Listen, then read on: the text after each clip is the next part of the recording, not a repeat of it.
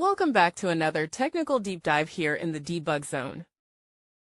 Today we're tackling a big question and breaking it down with insights from other users. Hopefully this clears up some misconceptions and helps you get the answer you need. So buckle up, stay a little curious, and let's jump right in.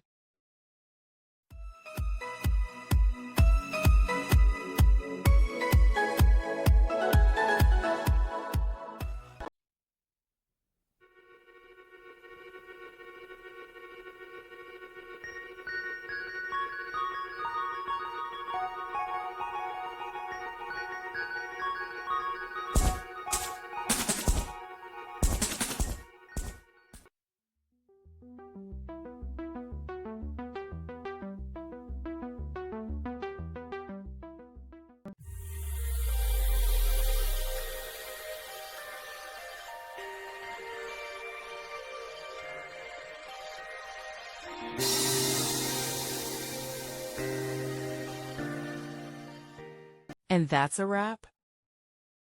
I hope you found the answer you were looking for. If you did, take a second to hit that subscribe button. It really helps out. And let me know in the comments which solution worked best for you.